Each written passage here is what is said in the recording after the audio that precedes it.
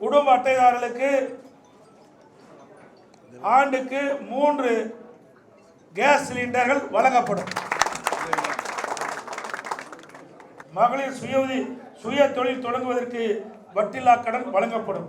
முதியோர் உள்ளிட்டோருக்கான ஓய்வூதியங்கள் 2000 உயர்வு.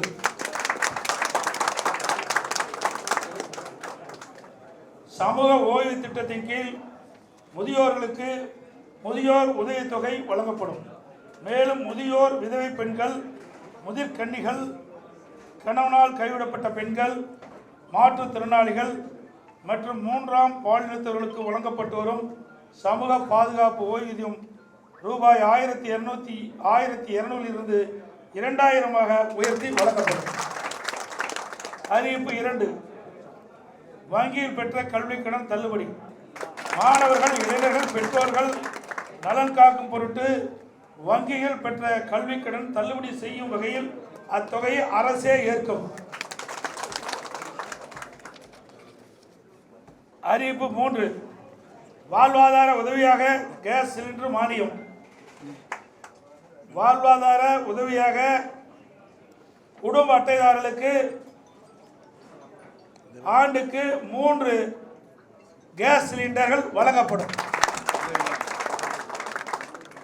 தமிழகன் வீர விளையாட்டான ஜல்லிக்கட்டு விளையாட்டின் போது காலையில் அடக்கும் ஜல்லிக்கட்டு வீரர்கள் அசம்பாவிதம் ஏற்பட்டு உயிரிழக்க நேரிட்டால் அவர்கள் குடும்பத்தாருக்கு ரூபாய் 10 லட்சம் வழங்கப்படும். அதேபோல் படுகாயமடைந்தவர்களுக்கு மருத்துவ சிகிச்சைக்காக 2 லட்சம் வழங்கப்படும். அரசாணை வழங்கப்பட்ட இடங்களில் நடைபெறும் ஜல்லிக்கட்டு போட்டிகளை எழுச்சியோடு நடத்துவதற்கு அரசின் சார்பில் மானியமாக 5 லட்சம் ரூபாய் வழங்கப்படும். ஜல்லிக்கட்டு போட்டி நடத்துவதற்கு தற்போது கடைபிடிக்கப்பட்டு வருகின்ற ஆன்லைன் முறை ரத்து செய்யப்படும். ஏற்கனவே இருந்த பழைய நடைமுறையை மீண்டும் பின்பற்றப்படும். சிறுபான்மை வகுப்பைச் சேர்ந்த மகளிர் சுயதொழில் தொடங்குவதற்கு வட்டில்லா கடன் மற்றும் மாற்றுத்திறனாளி கூட்டுறவு வங்கிகள் வாங்கிய கடன் தள்ளுபடி. இஸ்லாமிய, கிறிஸ்துவ மற்றும் ஏனைய சிறுபான்மை வகுப்பைச் சேர்ந்த மகளிர் சுய தொழில் தொடங்குவதற்கு வட்டில்லா கடன் வழங்கப்படும்.